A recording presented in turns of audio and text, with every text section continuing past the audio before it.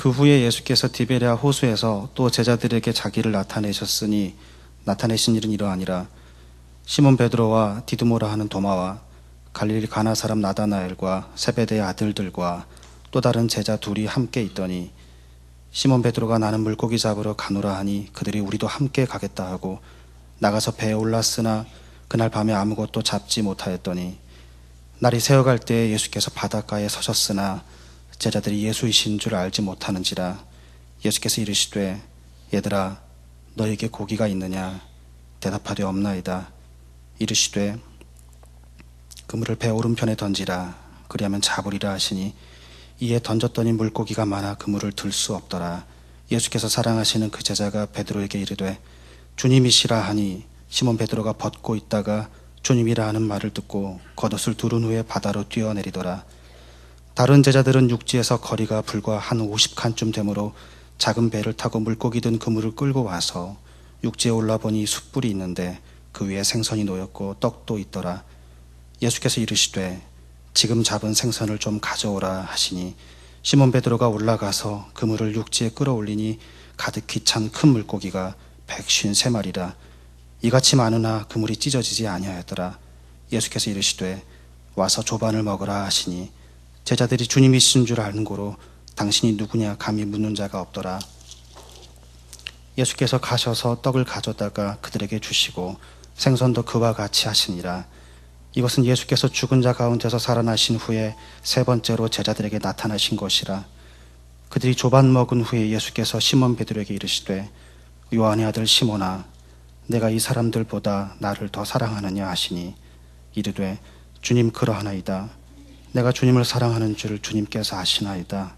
이르시되 내 어린 양을 먹이라 하시고 또 두 번째 이르시되 요한의 아들 시몬아 내가 나를 사랑하느냐 하시니 이르되 주님 그러하나이다.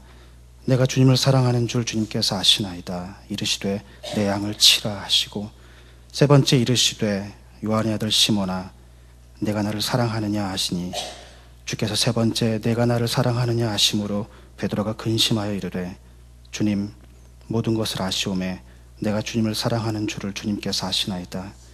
예수께서 이르시되 내 양을 먹이라. 내가 진실로 진실로 내게 이르노니 내가 젊어서는 스스로 띠띠고 원하는 곳으로 다녔거니와 늙어서는 내 팔을 벌리리니 남이 내게 띠띠우고 원하지 아니하는 곳으로 데려가리라. 이 말씀을 하심은 베드로가 어떠한 죽음으로 하나님께 영광을 돌릴 것을 가리키심이로라. 이 말씀을 하시고 베드로에게 이르시되 나를 따르라 하시니 하나님 말씀입니다. 아멘.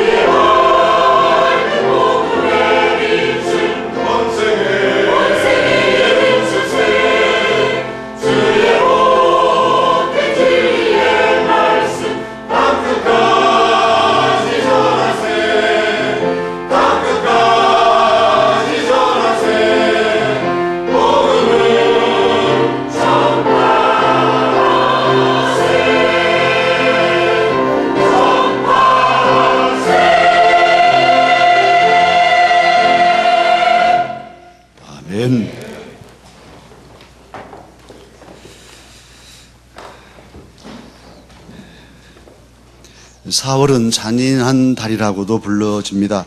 T.S. 엘리어트의 시에 황무지라는 시에 나오는 구절인데요. 사실 우리나라의 4월은 잔인한 달입니다. 4.19도 그렇지만 2014년 4월 16일 수학여행을 가던 학생들을 포함한 세월호의 승객들 314명이 목숨을 잃었습니다.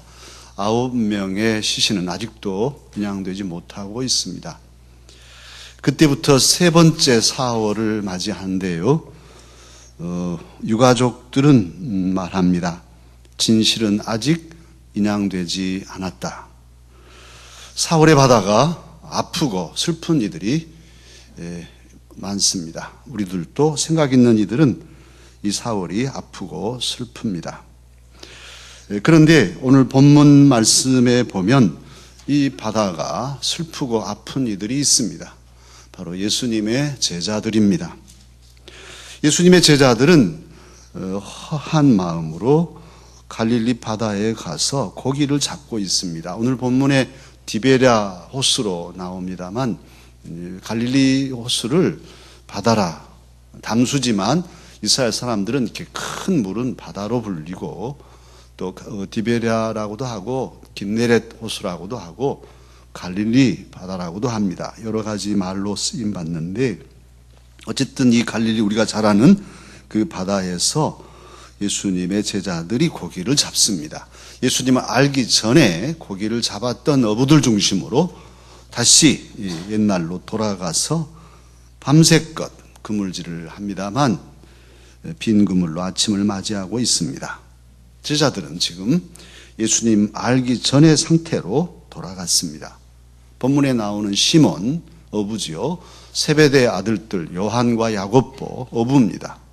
그리고도 이제 다른 제자들들 특히 디두모 이런 제자들이 함께해서 고기를 잡았는데요.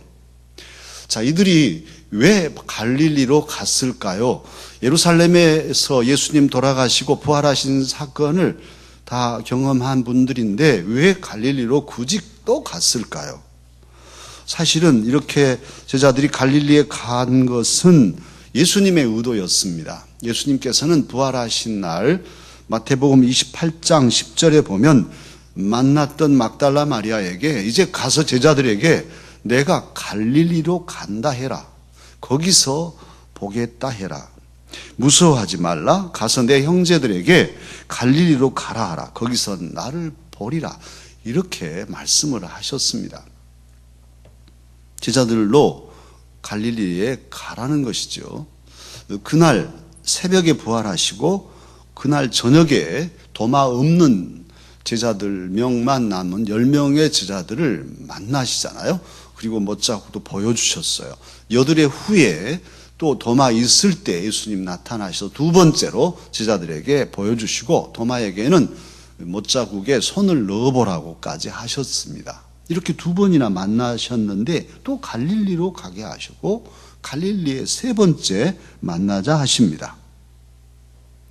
여기에는 중요한 의도가 있습니다. 예수님께서는 예수님의 제자들로 하여금 제자로 부름받기 전에 그 원점에 서게 하고 계십니다. 예수님의 부활을 예수님 혼자만의 사건으로 끝나지 않게 하시려고 예수님의 부활 사건이 사랑하는 제자들의 삶에서도 역동적으로 삶으로 사라지고 그리고 그들을 통해서 온 인류에게 전파되어서 온 인류의 삶이 이 생명의 역사, 부활의 권능으로 사는 이 구원 역사를 누리게 하시려는 깊은 뜻이 있었습니다. 예수님의 부활 사건은 인류의 역사에 가장 위대하고 가장 소중한 사건입니다. 죽음을 이기고 생명으로 사는 이 역사가 우리 인류에게는 가장 소중하지 않겠습니까? 아주 보화 중에 보화가 부활 사건이에요. 부활의 은혜예요. 이 은혜를 예수님은 온 인류에게 나눠주고 싶으신 거예요. 근데 그렇게 하려면 이 제자들을 바로 세워야 되지 않겠습니까? 그런데 예수님의 제자들은 다 속으로 이 내상을 입고 있어요. 예수님 십자가에 달리실 때 다 뿔뿔이 도망친 제자들입니다. 그들은 나는 주님 정말 결정적인 순간에 나는 주님을 버렸어. 도망친 제자야. 이런 스스로의 어떤 상처들이 있는 것이죠. 베드로는 더더욱 예수님을 뻔히 면전에 놓고 3번이나 모른다고 부인했으니 양심이 있다면 어떻게 제자 노릇을 할 수 있겠습니까? 그 상처가 치유되지 않는 한 그들은 주님의 일을 할 수 없어요. 부활의 그 기쁨도 부활의 생명도 누리지 못할 뿐 아니라 그 부활의 복음과 생명의 은혜를 나눠주는 전파하는 사명은 더욱더욱 감당할 수 없죠. 그것을 아시는 주님께서는 그들에게 새로운 기회를 주시려고 그들의 상처를 싸매시고 치유하시고 그들에게 다시금 사명을 결단케 하시려고 원점에 서게 하신 것이죠. 부활의 신앙은 예수님을 사랑하는 제자들로 하여금 감당케 하시려고 그 원점에서 첫 사랑을, 첫 고백을, 첫 결단을 회복하게 하시려고 지금 갈릴리로 주님은 제자들을 보내셨습니다. 원점에서 제자들은 옛날의 기억을 되새기죠. 다시금 재체험을 하고 있습니다. 특히 고기 잡는 거. 밤새껏 고기를 잡았는데 고기 한 마리도 못 잡고 빈 그물을 씻고 있을 때에 예수님 3년 전에 베드로 부르실 때 베드로와 세베대의 자녀들을 부르실 때 그렇게 하셨죠. 그래서 깊은 데로 그물을 던져라 했더니 그물이 찢어지게 고기가 건져졌잖아요. 그런데 오늘 본문에도 배 오른편으로 그물을 던져라. 한 마리도 못 잡은 이들이 그물을 던졌는데요. 그물을 채고 고기를 잡아당기니까 그물이 들어지지가 않습니다. 고기들이 막 팍팍 칩니다. 생각해 보세요. 여러분 이 아침 그물을 우리가 잡고 올린다고 생각하면 고기들이 막 큰 고기들이요. 툭툭 치면은 이 손으로 오는 이 감각이란 게 얼마나 희열이 느껴졌겠어요. 툭툭 치는데 이때 가장 먼저 안 사람이 요한이죠. 본문에는 이름은 안 나와 있지만 그를 주를 사랑하는 제자라고 그렇게 되어 있는데 예수께서 사랑하시는 그 제자 7절에 그렇게만 표현해 놨어요. 자기를 차마 요한이라고 말하지 못하고 요한 사도가 이 글을 쓰고 있기 때문에 예수께서 사랑하시는 그 제자가 먼저 알았어요. 아, 주님이시구만. 이렇게 기적을 일으키시는 주님, 주님이시다. 이렇게 고백하지 않습니까? 이때 베드로 참으로 빈 그물로 하룻밤을 지샜을 때 주님이 깊은 데로 던지라 해서 큰 많은 고기를 건져냈을 때 베드로 그때 그 처음 고백으로 예수님 앞에 엎드려서 죄인입니다. 떠나십시오. 할 때 너는 이제 나를 따르라. 내가 이제부터 너로 사람 낚는 어부가 되게 하리라. 그 고백, 그날의 그 감격, 그 감동을 오늘 이제 부활하신 주님 앞에서 다시 느끼게 하시는 거죠. 베드로 얼마나 감동스러웠었겠어요. 그리고 또한 오늘 본문에 보면 이들이 참으로 주님 앞에 마음을 다잡을 수 있는 장치들을 하고 있어요. 14절에 보면 요한은 그렇게 기록합니다. 예수님께서 세 번째 제자들에게 나타나셨다. 그렇게 말씀하고 있어요. 물론 더 구체적으로는 또 한두 번 더 엠마오 제자들이라든지 이렇게 다른 베드로도 한 번 더 본다든지 이렇게 돼 있지만 어쨌든 공식적으로는 전체 제자들에게는 세 번째 예수님이 나타나셨습니다. 그리고 베드로에게는 17절 세 번이나 세 번째, 3번 사랑하느냐고 물으십니다. 사랑하는 강스가족 여러분, 이 3이라는 숫자는 동양이든 서양이든 뜻깊게 사용하는 그런 숫자죠. 맹자의 어머니는 아들을 훌륭한 사람 만들기 위해서 3번 이사를 하죠. 우리는 뭐 동양이나 서양이나 대부분 하루 3끼 먹습니다. 운동을 해도 3판 2승이죠. 3전 2승, 3판 2승을 대부분 하고 있습니다. 우리나라는 3이라는 숫자를 복의 숫자로 여겨서 삼복이라고도 부릅니다. 서양의 속담에는 모든 일에는 3번 기회가 있다. 이런 속담도 있어요. 성경에는 3은 완전수입니다. 가장 완전하신 하나님 가리켜서 우리는 성부, 성자, 성령, 성 삼위일체 하나님이라고 부릅니다. 이사야가 환상을 보았을 때, 그가 소명을 받을 때 스랍들이 하나님을 찬양하는데 거룩하다, 거룩하다, 거룩하다. 이걸 삼성송이라 합니다. 세 번의 거룩한 노래, 삼성송. 거룩하다, 거룩하다, 거룩하다. 유심히 들으면 제가 좀 전에도 기도할 때 감사, 감사, 감사. 3번 이렇게 했는데 아신 분들만 알겠죠. 뭐 때문에 목사님 뭔 감사를 이렇게 감사 하나 할지도 모르겠어요. 삼성송으로 하나님을 찬양합니다. 완전하신 하나님께 완전한 찬양은 삼성송인 거죠. 오늘 그 주님께서는 사랑의 고백도 3번 요구하고 계셔요. 사실은 이렇게 제자들에게 3번의 사랑을 요구하시는 주님은 이미 완전한 사랑으로 사랑하셨죠. 주님이 오셔서 공생에도 3년 동안 제자들을 친히 돌보시면서 사랑하셨어요. 주님이 그 제자들과 저와 여러분을 위해서 십자가에 달려 죽으시고도 3일 만에 부활하셨습니다. 우리를 사랑하셔서 부활하셨어요. 그리고도 제자들을 3번 찾아오신 오늘 예수님이십니다.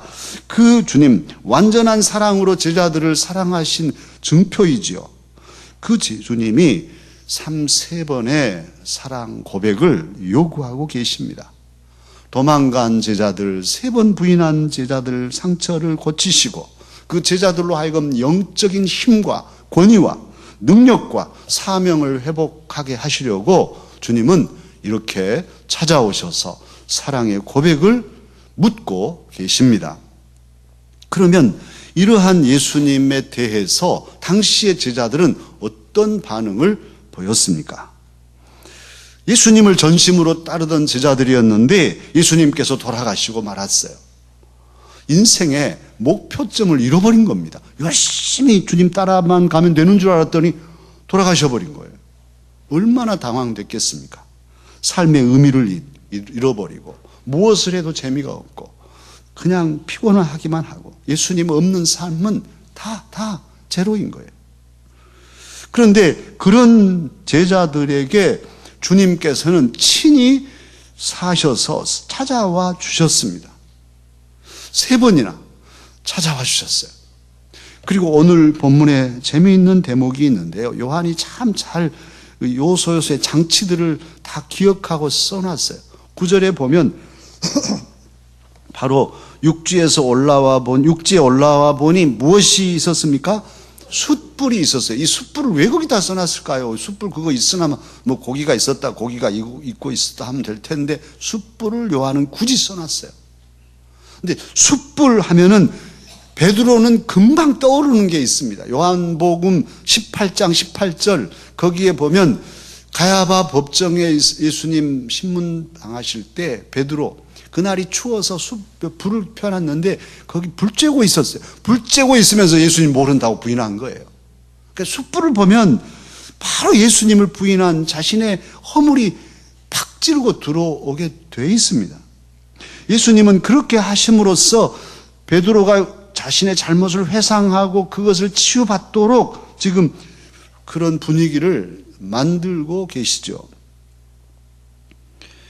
주님께서 이 제자들에게 특별히 베드로에게 3번 찾아오셨다는 것은 완전히 너를 용서한다는 완전한 용서의 표현입니다.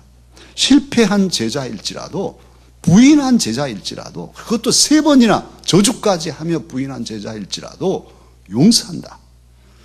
그것도 바로 그를 부르셨던 바로 그 자리에서 다 모든 걸 다 씻고 새롭게 출발하게 하시려고 주님은 베드로에게 찾아오신 것이죠. 그리고 그 주님이, 그 사랑의 주님이 이제 다시금 베드로에게 3번의 사랑을 요구하고 계십니다. 그것은 짐을 주려고 하신 게 아니라 베드로를 더 속 깊게 사랑하신 증거이죠. 그렇게 3번의 사랑을 베드로로 고백하게 하심으로써 그의 내적인 치유가 이루어지고 마음의 상처가 치료되고 이제 다시금 새로운 다짐과 결단으로 일어서도록 하고자 하심입니다. 사랑하는 강사가 여러분, 사랑합니다. 부부간에 또는 뭐 형제간에 우리 성도들 간에 조금 전에도 우리가 주님의 사랑으로 사랑합니다 이렇게 했는데요. 정말 마음을 기울여서 한다면 이 사랑한다는 말이 얼마나 귀한지요. 사랑한다는 말은 우리를 서로 연결 지어주는 끈이에요. 끈, 사랑의 끈.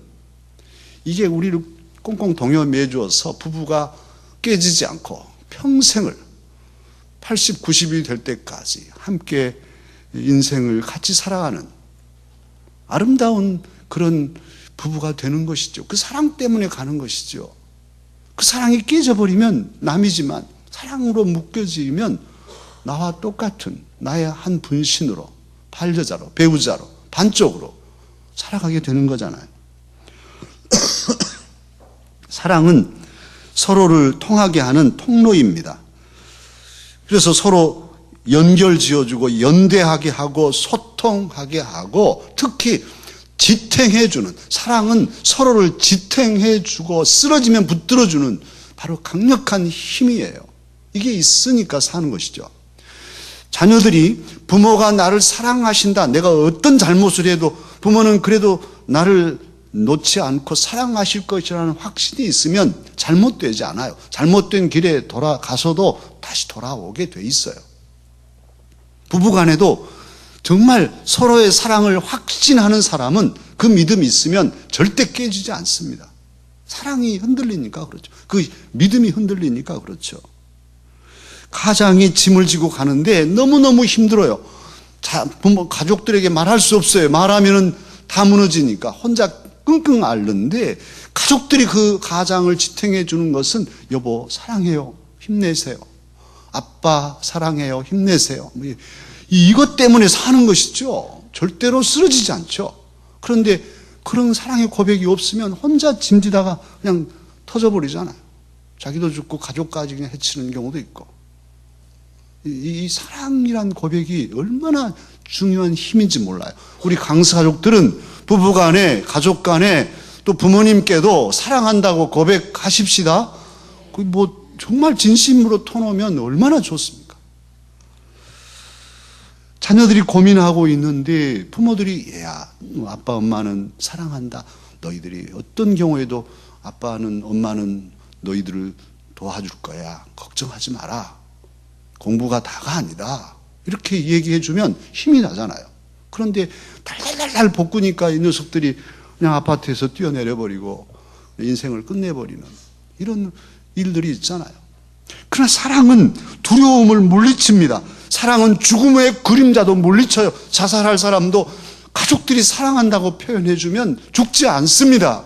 사랑은 절망을 물리치고 절망을 딛고 일어서는 부활의 능력이에요.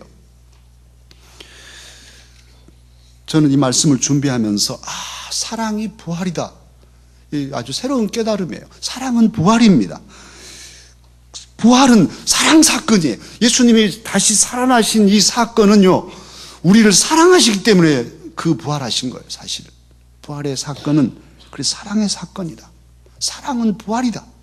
사랑의 언어는 사람을 살리고 사람을 부활시키는 권능이 있어요, 사랑의 언어에는. 부활의 권능이 사랑의 권능입니다. 사랑의 고백도 단 한 번이 아니라 3-4번. 사랑합니다, 사랑합니다, 사랑합니다. 완전한 사랑으로 고백하는 이 사랑이 부활의 권능을 가진 언어가 되는 것입니다. 사랑은 부활이지만 또한 사랑은 죽음이기도 해요. 예수 그리스도는 저와 여러분을 사랑하시기 때문에 십자가에 달려서 죽으셨습니다. 자녀를 사랑하는 부모는 자녀를 위해서라면 죽을 수도 있어요. 죽을 수도. 주님의 교회를 사랑하고 주님을 사랑하는 일꾼들은 주님을 위해서 정말 자신을 던지잖아요. 시간이 없고 피곤하고 힘들어도 열심으로 뭘 얻겠다고. 다른 사람들은 뭐라고 할지 몰라도 내 주님이시기 때문에 내 주님의 은혜가 감사해서 온몸을 던지지 않습니까? 주님을 위해서라면 순교하지 않습니까? 순교의 신앙은 가장 영광스러운 믿음의 꽃이라 하는데 왜 그렇습니까? 주님을 사랑하기 때문에. 주님이 나를 사랑했는데 86년 동안 한 번도 나를 배신하지 않으신 주님을 제가 어떻게 배신할 수 있겠습니까? 그렇게 순교하는 것이 하나님의 사람들 아닙니까? 사랑은 죽음보다 강합니다. 그리고 그렇게 죽어지는 사랑은 영영 죽어지는 것이 아니라 죽어서 다시 사는 부활의 능력으로 꽃 피고 열매 맺게 되는 것이죠. 사랑은 죽어 다시 사는 생명입니다. 우리를 사랑하시는 예수님은 죽어서 다시 사셨습니다. 구원의 주가 되셨습니다. 참으로 죽음을 뚫고 그 사랑의 힘으로 부활하셔서 오늘도 저와 여러분의 구주가 되어 주십니다. 그 예수님이 오늘 갈릴리 바닷가에서 제자들에게, 특히 제자들을 대표한 베드로에게 요한의 아들 시몬아 내가 나를 사랑하냐 묻고 계십니다. 사랑하는 자만이, 진정 주님을 사랑하는 자만이 사명을 감당할 수 있기에, 잘 감당할 수 있기에 그들의 마음에 사랑을 회복시키시려고 사랑을 묻고 계셔요.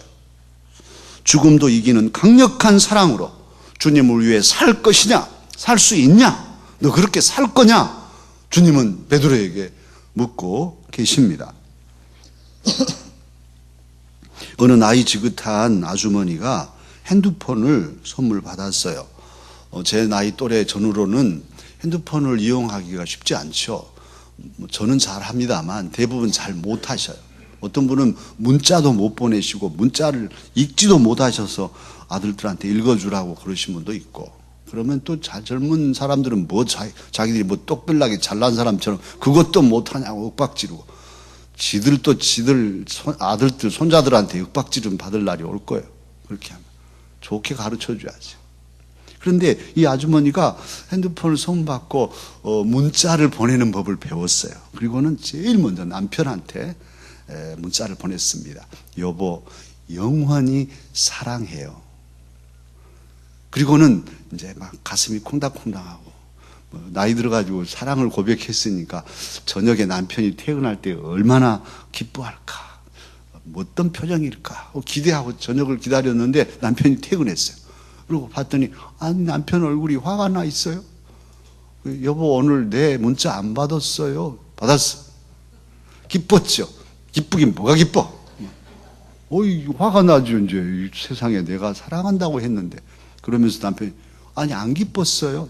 그래 이걸 그 문자라고 보냈어. 보시오 하고 내서 봤더니 뭐라고 써있냐면 여보 영원히 사망해요. 리을자를 쓴다고 미음자를 써버렸어요. 세상에 자음 하나 때문에 뜻이 완전히 달라져 버렸어요. 그래서 부부싸움 안 나니라고 다행이죠. 사랑하는 강서가 여러분 참 우스운 애화입니다만 우리 주 예수님 사망하셨죠. 저와 여러분 때문에 죽으셨어요. 그런데 우리 주님은 사랑을 사망으로 바꾸신 분이 아니죠. 사망을 사랑으로 바꾸신 분이십니다.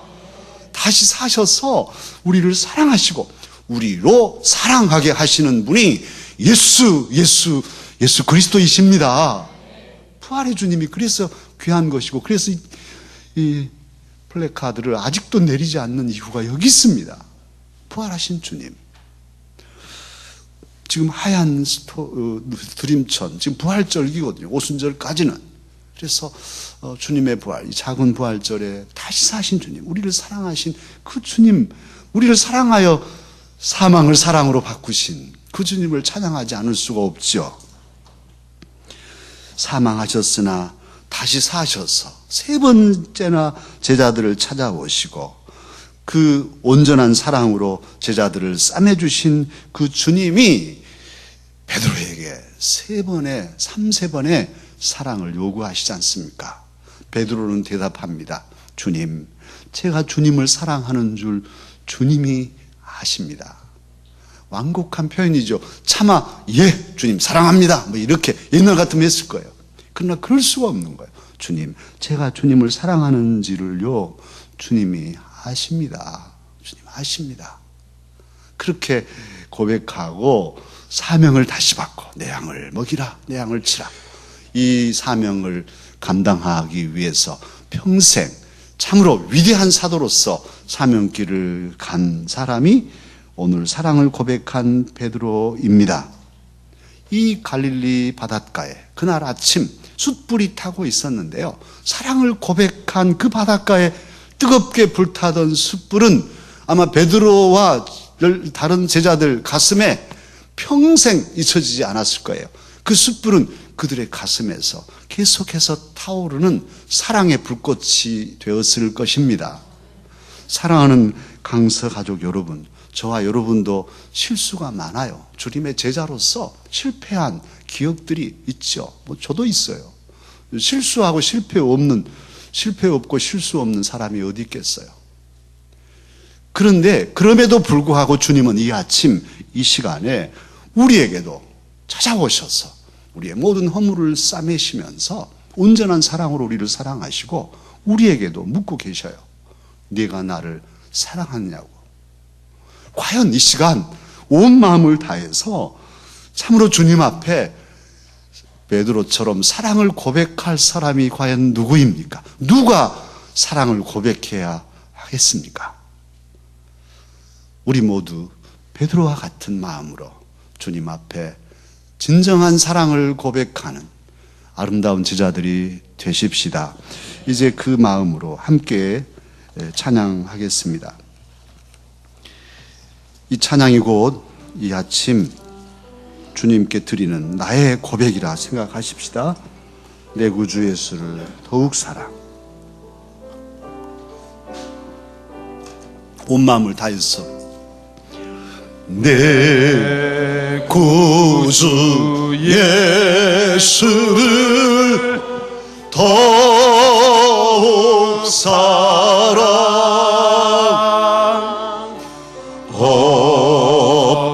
엎드려 비는 말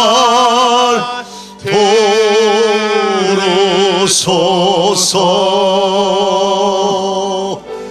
내 친정 소원이 내 구주 예수를 더욱 사랑,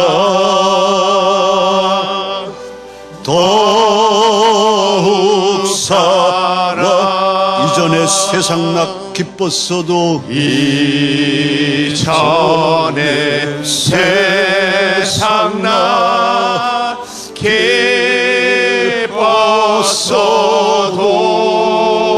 기뻤어도 지금 내 기쁨은 오직 예수. 다만 내 비는 말 다만 내 비는 말 내 구주 예수를 더욱 사랑, 더욱 사랑. 이 세상 떠날 때 찬양하고 이 세상 떠날 때 찬양하고 숨질 때 하는 말 이것일세. 숨질 때 하는 말 이것일세. 다만 내 하는 말 다만 내 비는 말 내 구주 예수를 더욱 사랑.